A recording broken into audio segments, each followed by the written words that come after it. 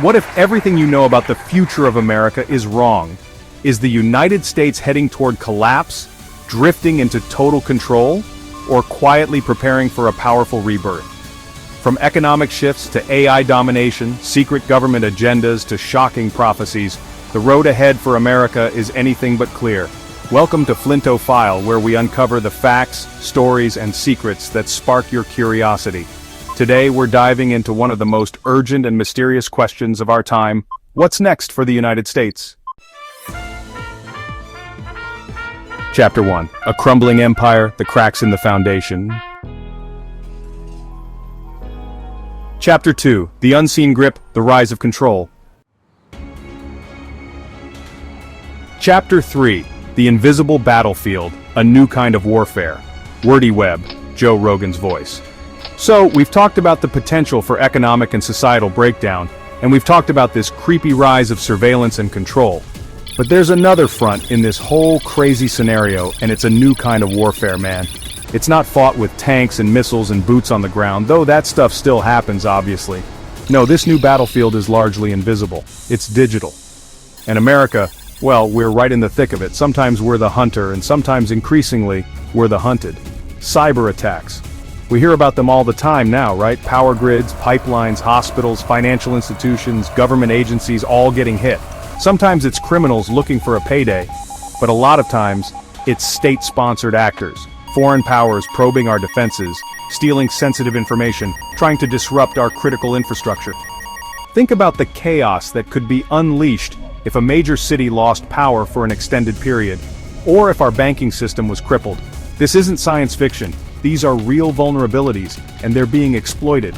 Then you've got the AI bots and the misinformation campaigns.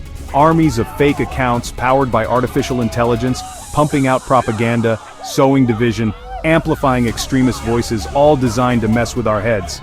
They can create fake news articles, fake videos, deep fakes that are getting so good you can't even tell they're not real. And this stuff spreads like wildfire on social media, influencing public opinion, eroding trust in legitimate news sources, and even impacting elections. How do you know what's real anymore when the very information you're consuming could be manufactured by an algorithm designed to manipulate you? Chapter 4. Echoes from the Future, Prophecies and Predictions, Wordy Web, Joe Rogan's voice. Now this is where things get a little out there, a little spooky maybe. But you can't ignore it because it's part of the whole tapestry of what people are thinking and feeling right now.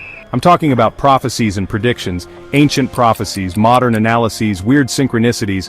A lot of them seem to be pointing to this exact period in history, this moment of intense change and uncertainty for America and for the world. It's fascinating and a little unsettling to see these patterns. You've got guys like Nostradamus, right? Everybody knows Nostradamus. Centuries ago, writing these cryptic quatrains, and people are still poring over them trying to decipher what he meant.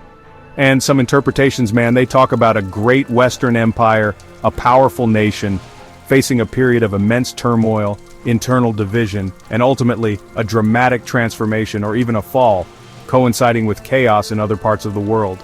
Is he talking about us? Who knows, it's so damn vague.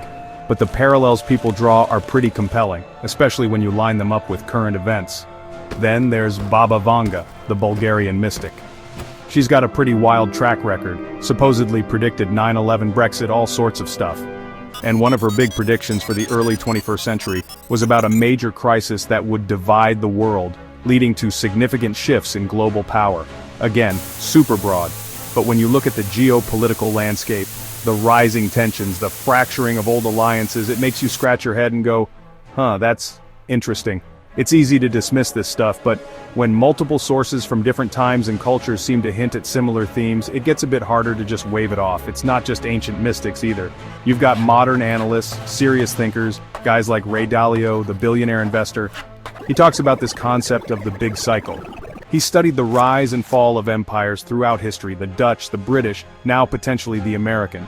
And he identifies these recurring patterns, periods of growth and prosperity, followed by periods of excessive debt, internal conflict, wealth disparity, and then a challenging of the existing world order by rising powers. He argues that we're in that late stage of the cycle right now, a moment where empires often reset and new dominant powers emerge. That's not prophecy, that's historical pattern recognition from a guy who manages billions. And you see these themes popping up in all sorts of places. Indigenous prophecies from various tribes talk about a time of great purification, a shaking of the earth, a period where humanity has to make a choice between a path of destruction and a path of harmony. Chapter 5, The Phoenix Protocol, The Possibility of Rebirth. Wordy Web, Joe Rogan's voice. Okay, so we've waded through some pretty heavy, pretty dark scenarios, right? Crumbling empires, creepy control systems, invisible warfare, unsettling prophecies. It's enough to make you want to build a bunker and hide. But hold on a second. What if all this chaos, all this darkness, isn't the end of the story? What if it's actually the necessary precursor to something brighter, something better? What if this is the fire that the phoenix has to go through before it can be reborn? That's the possibility I want to explore now, the idea of an American rebirth. Because here's the thing about America, man, this country has been to the brink before, many times. Think about it, the Civil War, the country literally tore itself apart, brother fighting brother, unimaginable carnage, and yet it survived, it stitched itself back together, however imperfectly. The Great Depression, people starving, Dust Bowl, economic collapse on a scale we can barely comprehend today. But we clawed our way out of it, reinvented parts of our economy, and came out stronger in some ways. World wars, we faced existential threats, mobilized the entire nation, and played a crucial role in defeating tyranny. Every single time when things looked absolutely dire, when it seemed like it was all over, America found a way to rebound, to adapt, to reinvent itself. It's like there's this resilience baked into the DNA of the place, this capacity for innovation and course correction when our backs are against the wall. So, to just assume that this time is different, that this time we're definitely going down for the count, well, that's ignoring a pretty significant historical pattern of bouncing back from the abyss. It's not guaranteed, obviously, but the precedent is there. And look at today's generation, especially the younger folks. Yeah, they get a lot of shit, but they are also more connected, more globally aware, and in many ways, more informed than any generation before them. They have access to information, the ability to organize, to mobilize, in ways that were unthinkable just a few decades ago. They're not afraid to challenge old assumptions, to demand change, to call out bullshit when they see it. That energy, that activism, that desire for a better future, that's a powerful force for potential renewal.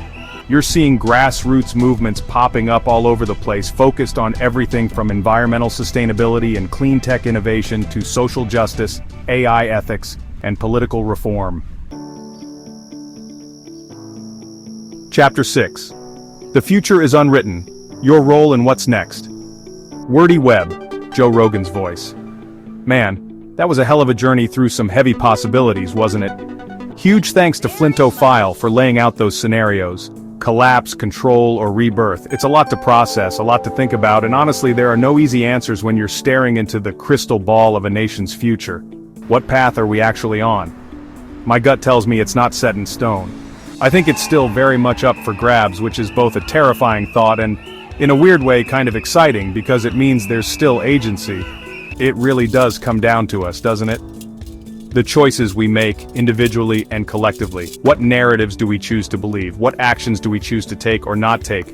Are we going to be passive spectators just watching this whole thing unfold? Or are we going to get in the arena and try to shape it? That's the fundamental question. It's easy to feel overwhelmed, to feel powerless, but history shows that determined people, even small groups, can change the course of things. So I'm genuinely curious. What's your gut feeling on all this? What do you think is coming for America? Seriously, drop your thoughts in the comments below. Let's get a real conversation going.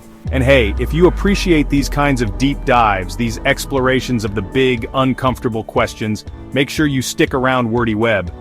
Do all the YouTube things like this video, subscribe to the channel, and definitely hit that notification bell so you don't miss out on what we've got coming up next. We're committed to bringing you content that makes you think, that challenges you. Until then, stay frosty, keep questioning everything, and don't be afraid to look for the truth. Peace. So, what future lies ahead for America? Collapse, control, or rebirth?